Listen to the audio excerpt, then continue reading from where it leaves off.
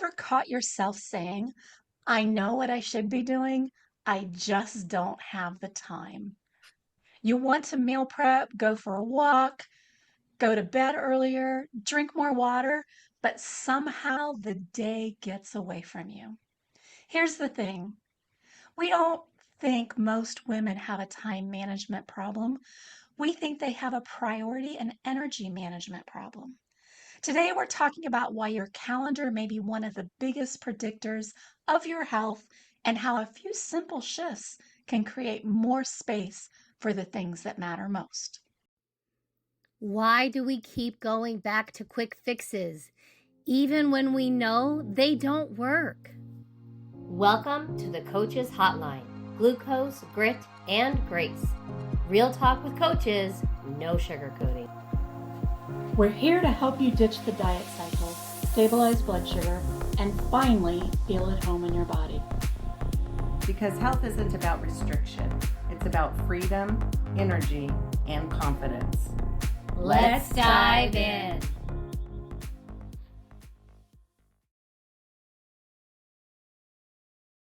Welcome back to Glucose, Grit, and Grace, where we have real conversations about health, mindset, and living well without all the guilt and perfection. I'm Coach Elaine here with coaches Amber and Coach Elaine. I've noticed something interesting over the years, whether I'm coaching clients, talking with friends, or even in my own life. One phrase comes up over and over again. I just don't have time. Mm. We all have responsibilities. Some of us are working, some are retired, but busier than ever. Many are caring for spouses, maybe parents, grandkids. We're volunteering, we're traveling. Life doesn't magically slow down. But what if the issue isn't actually finding more time?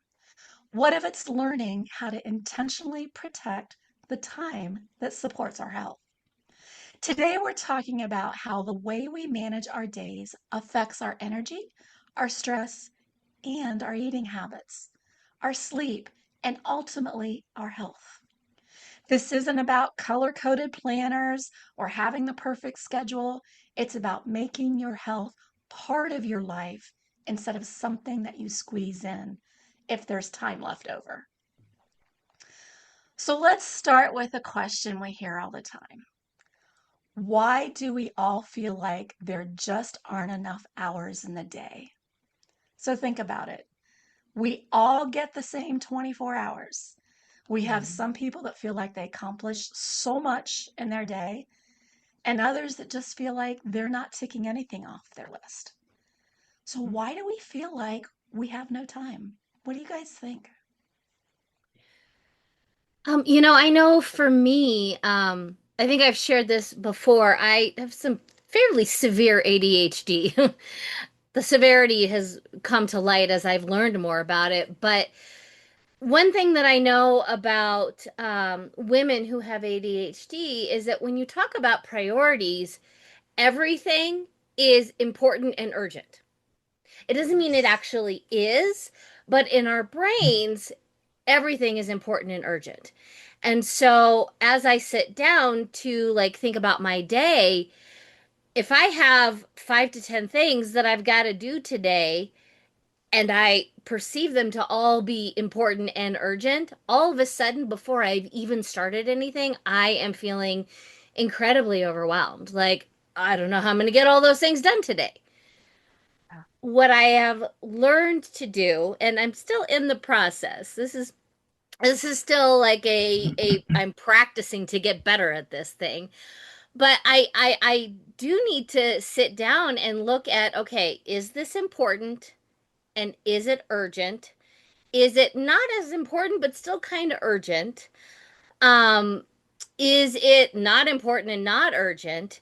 And things like that. And so really taking a look at the priorities of what either moves the needle forward in my business, what supports my family and what they are needing, but really taking it back to the priorities and giving yourself grace to know that not everything on your list has to be done yesterday.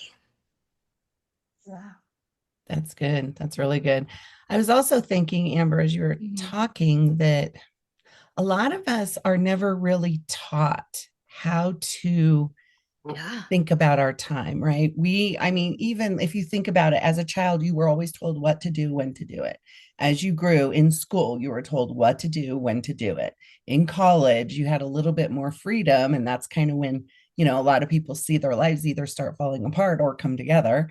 Hmm. And then afterwards, you go to work and they tell you what to do and when to do it. And so you never, unless you're intentional about learning how to prioritize things like you were talking about, or about thinking about how you want to be deliberate about spending your time, a lot of us, me, and I think maybe a lot of women, go through life letting others dictate what our time should look like and Mm. what we should do with our time. And we've never felt empowered enough to say, no, this is what I want to do with my time. Yes, I was literally thinking that while you were talking. And we're raised that way. I mean, men too.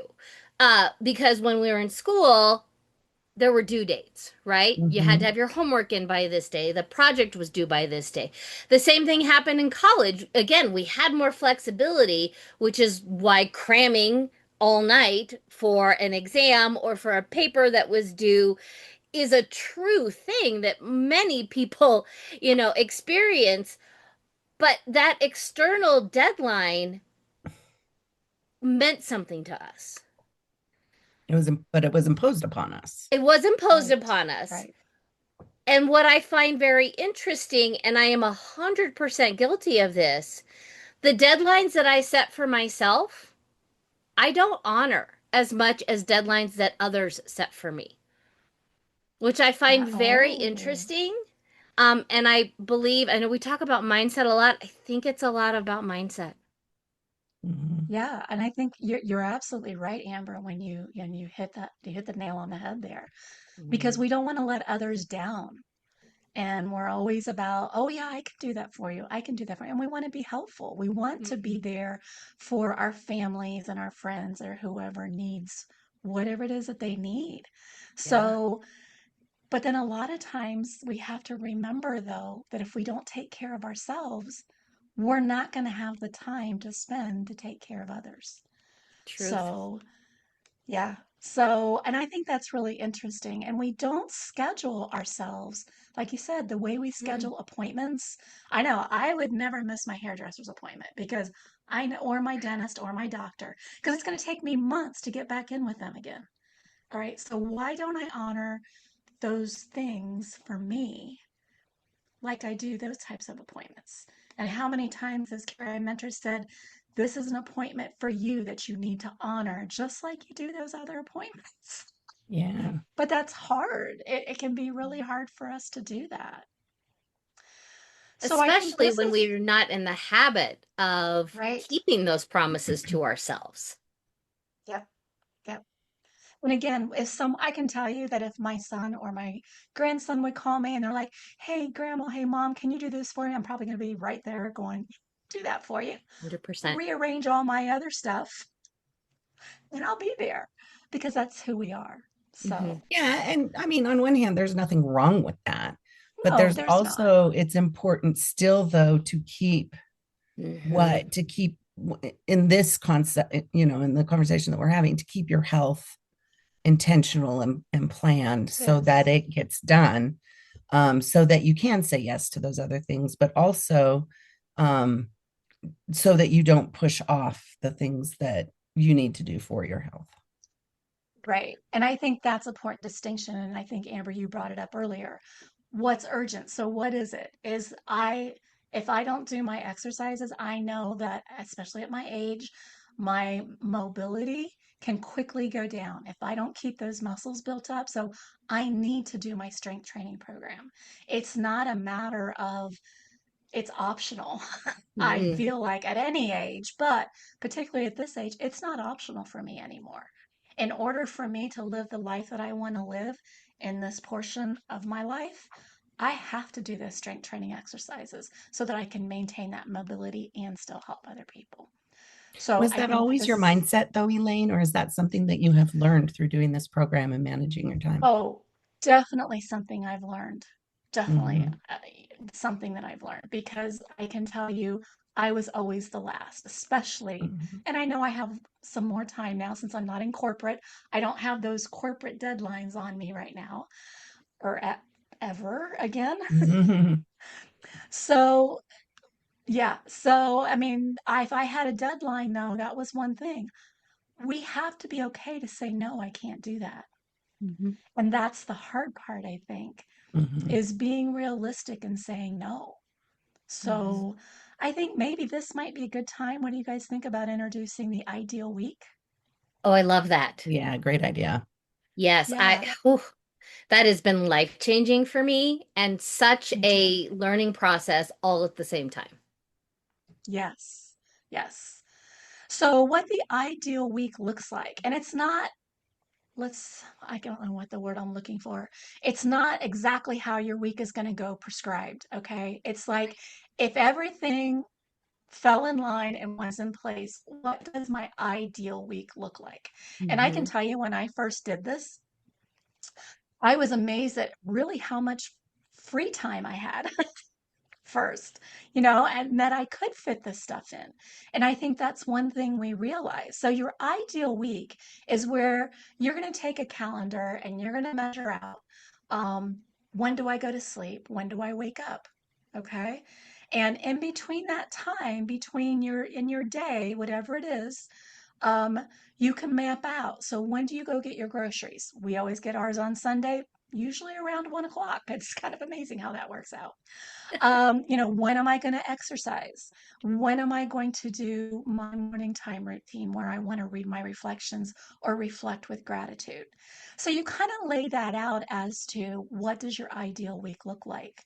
When are you going to meal prep? When are you going to? I don't do meal prep, but I do meal planning. So I will plan out my meals so I have those for my groceries. When are you going to sit down? Maybe there's a project that you want to do. And maybe it's a long-term project for your ideal week. So when are you going to fit that in? What does that look like? And I can tell you the very first time I did my ideal week, I had a hard time. It was hard. So I don't know what your guys' experience have been with that. Mine has been it's been interesting. Again, I will pull the ADHD card. Because one thing about women with ADHD is we are amazing planners. And because everything is urgent and important, we can get everything in an Right. ideal week. And then when I got to the end of my week and I looked back and I was like, wow, I thought I had a lot of time and yet I didn't get this, that, and that done. Which, to your point, did create a lot of guilt. Hmm. Um, but what I have learned is that instead of having a list of to-dos and then during the week just picking stuff off the list, there are things that I do, and I don't imagine I'm alone in this, that I do every week, or that I do daily. Right. And so what I did was I started with those things, those habits, like my morning time, my unloading the dishwasher, my morning workout, those things get scheduled right away because I've now reprioritized that as important and urgent. It happens every single workday. Then, like Tom and I have date night every Saturday. It is in the schedule and it is sacred, you Mm. know, and things like that. We have rehearsal every Tuesday night. And so once you plug in those things that are important for who you are as a human being and help keep you healthy, then you can fit in the other things that are the one-offs. Yeah. Yeah. I like to think of the ideal week as like an organic document too, Mm. because Yeah. seasons change, focuses change. Oh, yeah. I do more in the summer, like I travel in the summer. So my ideal week in the summertime looks different than it does in the fall when Yes. I'm home more, or, things like that. So it's really an organic document for me, but it's a good way for me to make sure that I'm putting, like Amber said, putting the priorities, the things that are important to my life in a place where they're going to happen. Like, I was talking to a client this morning, and she told me, she said, I really hope to get to the pool a couple times this week. And I said, hope is not a strategy. Let's Right. That's make it happen. Yeah. But the only way right. we can make it happen, like when people say, I'm trying to do this, or I hope I can do this, that tells you they are not focusing on planning it and making it happen. And so Right. we did talk about the ideal week. And it's like, okay, if everything is going well and you're feeling good, she has autoimmune disease. So sometimes we have to kind of tweak how we show up each day, depending upon how recovered we are when we wake up. But we have plans for that. But in an ideal week, it's a green light day, you're feeling really good. What day will you most likely have the time to go to the pool and swim? And so, she talked about that, and she said, oh, maybe Tuesday. So then I said, well, okay, so Tuesday, what time? Are we going to do Monday early in the morning? Or what time are you going to do it? And then so she put that on her ideal week and, made sure that it was going to happen. It's not magic. Just because it's down, it doesn't mean that it's going to happen. But Mhm. if 1 o'clock rolls by and you are looking at your calendar and you said, oh, I said I was going to work out right now, it'll be a trigger for you to start building that habit. So it's about being intentional with what you want to do. It is. Very And much so. I Oh, go like what ahead. you said too, Elaine. It is or it is organic. I Mhm. mean, my ideal week has changed. It's not what it was when I did it the first time. Oh, So Mhm. when no. life seems like you're getting a little bit more chaotic or you're not accomplishing what you wanted, look at your ideal week and say, okay, so like you said, summer, the transition of seasons is a good possibility that your ideal week may be changing. It could be that you're now taking a class or you're teaching a class or so many different things that can impact because then you have prep time and you have the class time and things like that. But I think when we look at the ideal week, it's not about putting everything on that we want to achieve. Like you said, Amber, it's not a to-do list. It's Hmm. here are the things that I know I have to do or that I want to do that I very strongly want to do each week. And here's when I believe, and I'm not going to say hope, this is when it fits in my ideal Hmm. week. Now, is it going to change? Absolutely, it probably will. And it's not, this is what my week looks like. It is, this is what my ideal week would look like when everything aligns. And it's Mhm. Hmm. okay to move things around. So Yeah.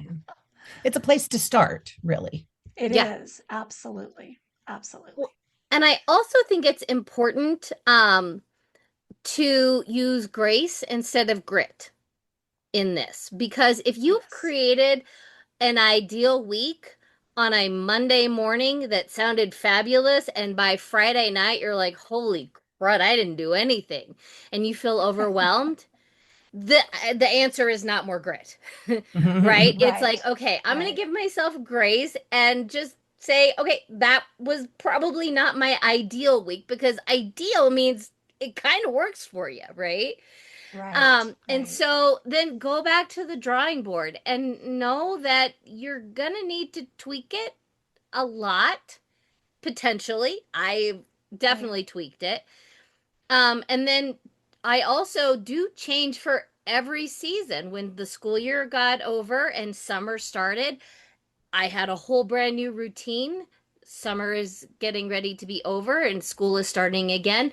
That's going to be another season of life and a new plan. So Yeah, it is very absolutely. ever changing. It is. So now that we've decided what our ideal week could look like, how do we actually make it happen? And we've talked about some of this a little bit. But Mhm. if you think about it, time management is health management. Research has shown that people who intentionally plan their week tend to exercise more consistently, they sleep longer, they experience less stress, they prepare healthier meals, and they have a lower decision fatigue. Yeah. So the key isn't having a perfect planner. I know I used to keep, what were they? Day runners. I had a day Mm. runner, and believe me, I carried that thing with me. If I lost my day runner, I was lost. But and it was at that time the perfect planner, but I was also planning a to-do list, which Yeah. wasn't practical. But so it's not about having the perfect planner. It's about reducing the number of decisions that your brain has to make every single day. Mhm. And that ties beautifully into our blood sugar because Yes. decision fatigue often leads to convenience foods. So, Mm. what is it that we say? Oh, I'm just going to go through the drive through. I'm going to do this. I'm going to do that. And it's usually leading to things that are quick and easy and may not be the best choices for us. So, what we have to realize is that tiny systems can save huge amounts of time. So, think about your routines. So I don't know, are there some routines that you guys have that maybe you do now that might help be helpful to our listeners? Mine is definitely a morning time Mhm. routine. When I Yeah. first heard about people doing morning routines, I turned it into a list of things to accomplish. I have to do this, Yep. and this. Yeah. Yep. And it made me not want to get out of bed because I'm like, if I have to start my day having this much stress in my life, I don't even Yeah. want to start it. But I Exactly. have, yeah, so I've since learned how mornings work best for me. So having Hashimoto's, mornings are slow. You move slower when you have Hashimoto's. And so I have to build in that time. And I used to not build in that time for me to kind of wake up and think. And I put on music that I like and kind of meditate and write some morning pages. So I have a routine now that I do in the mornings that kind of feeds me and it gives me energy and it helps me focus.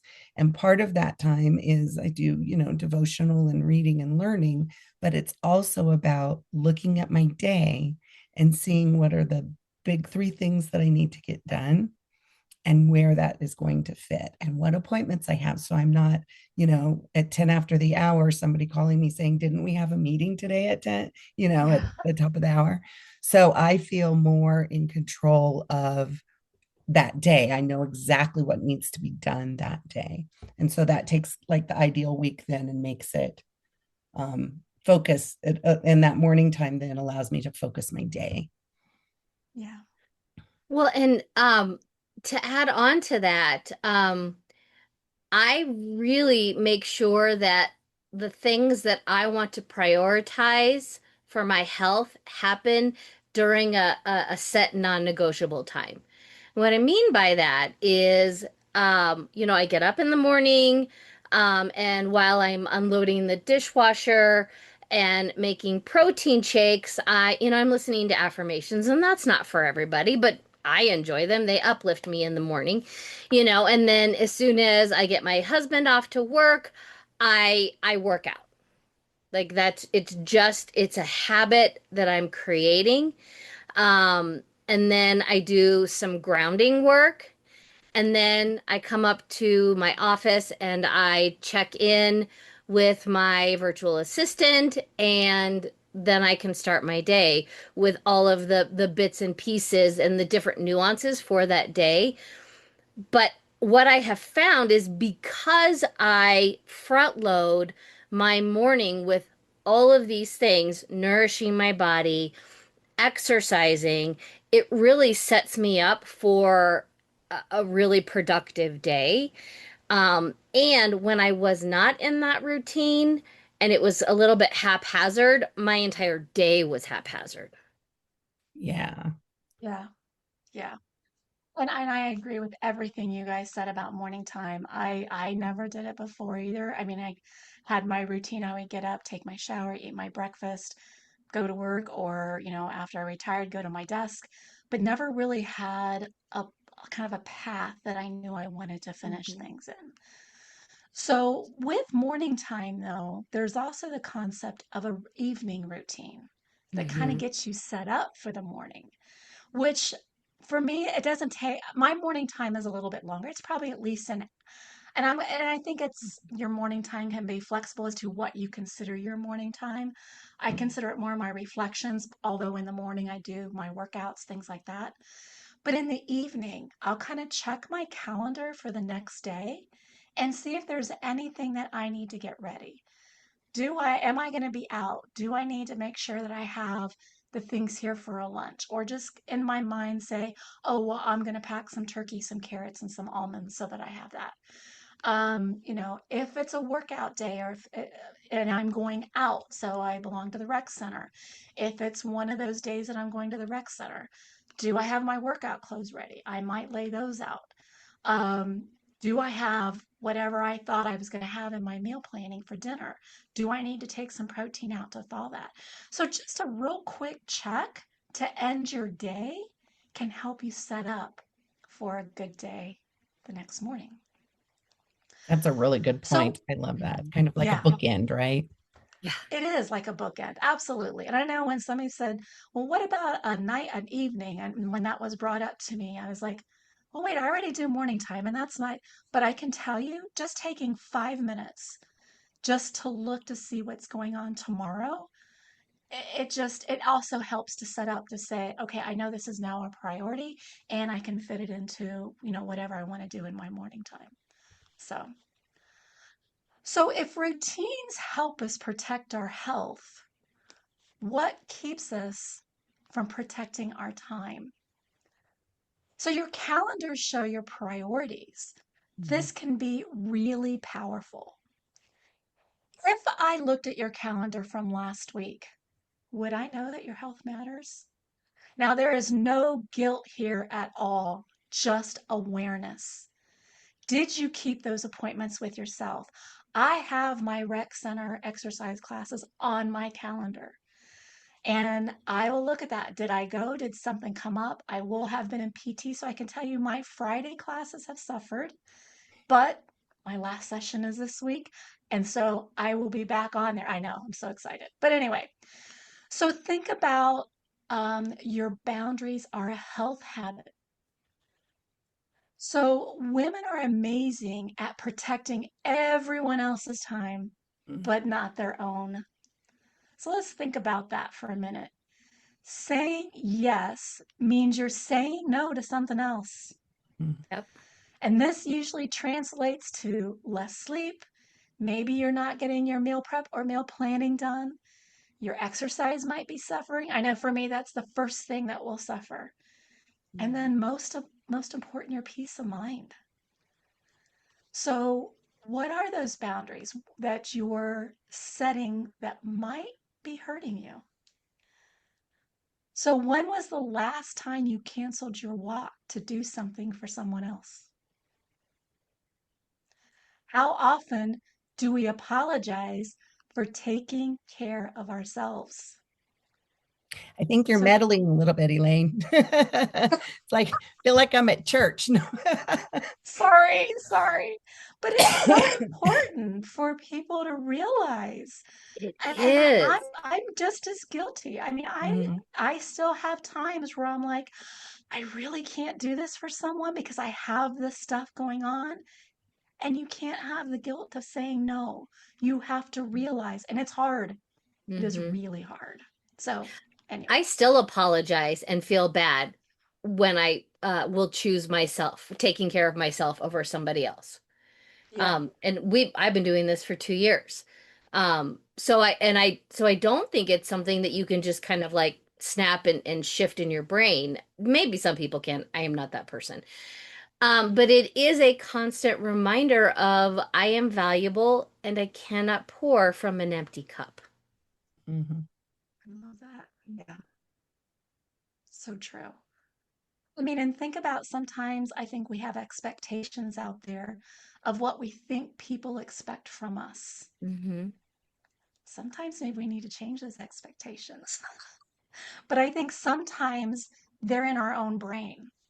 Mhm. They're what we think. We don't want to let someone down. We don't want to disappoint someone.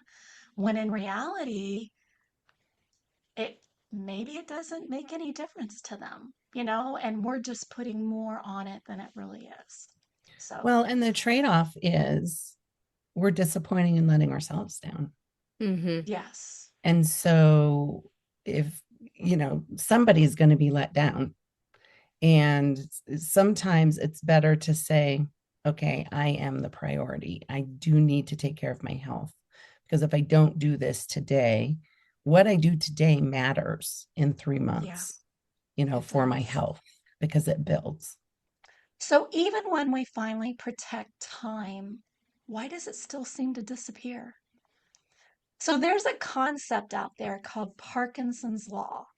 Mm-hmm. I've heard this before, heard it. I never heard the actual formal name of it.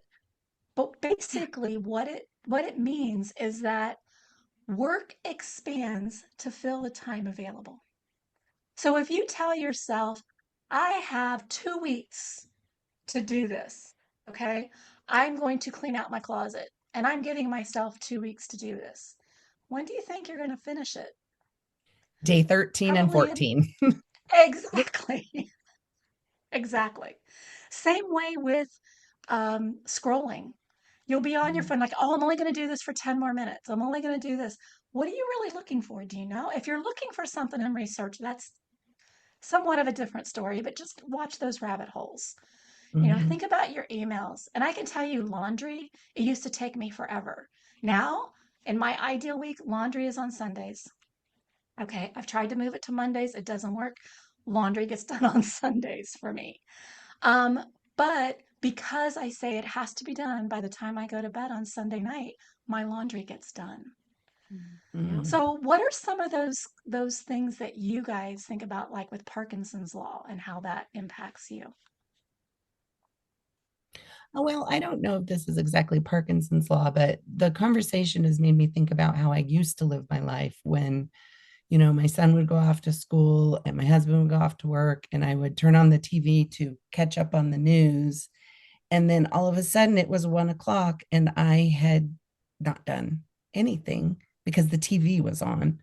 And so that Yeah. time just doing that took my day. And it wasn't even anything I was interested ever in watching, but I just kept getting pulled into the next thing and pulled into the next thing. And that can happen to us with Facebook, social media, Yeah. even research, even doing research and always getting Yes. stuck on research and never taking action on something Oh, is that's a good one. right, that it can fill up our time if we don't give ourselves a deadline. So once I stop turning off the television in the morning, I don't even turn on the TV now until after dinner. um, I get a lot more done because I'm not letting other things fill my time. Yeah. No, and actually think that fits right into Parkinson's law because there's something else that is filling that time. Mm-hmm. Mm-hmm. Um, and the idea is how we stop it. And you gave some good items for that, Elaine, around timers.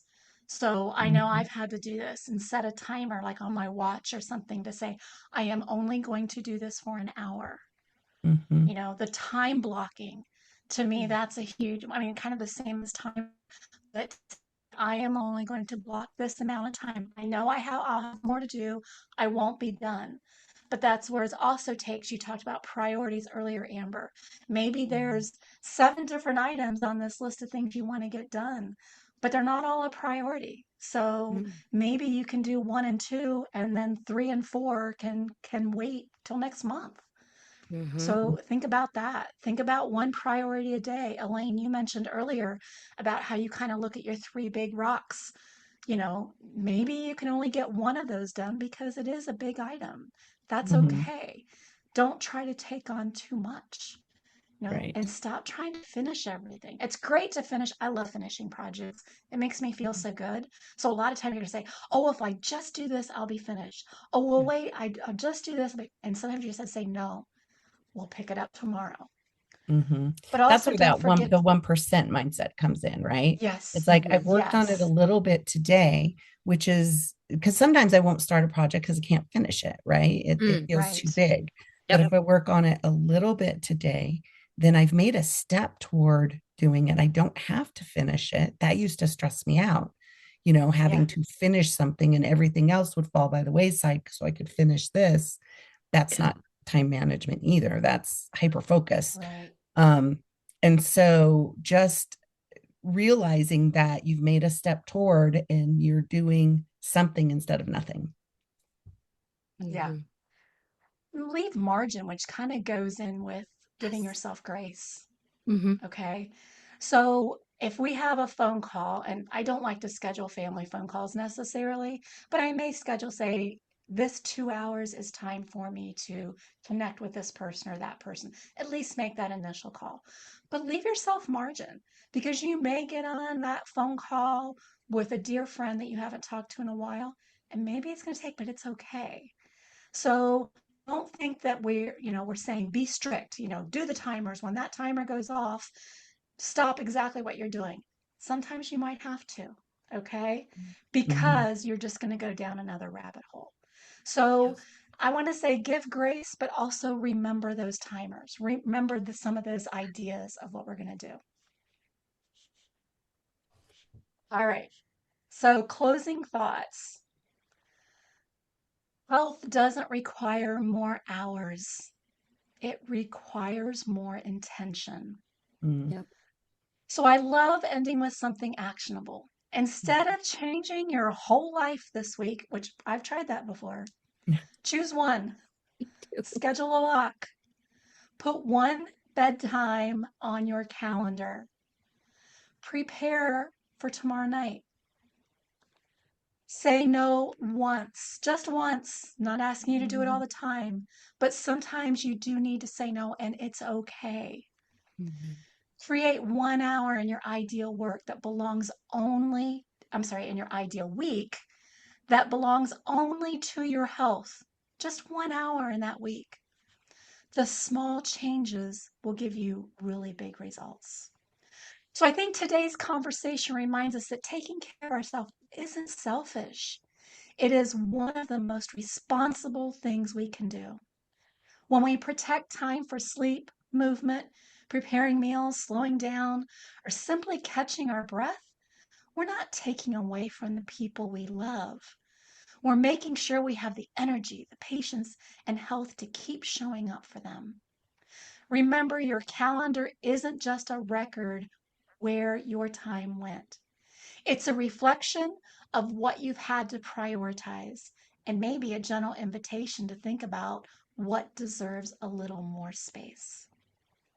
If today's episode made you stop and think, we'd love for you to share it with someone who is always saying, I'll take care of myself when things slow down.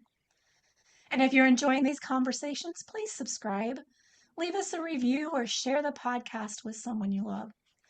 It really helps us to reach more people who are looking for practical, realistic ways to improve their health. So until next time, remember small choices made consistently really do add up. We'll see you next week. Bye. Bye. Bye bye.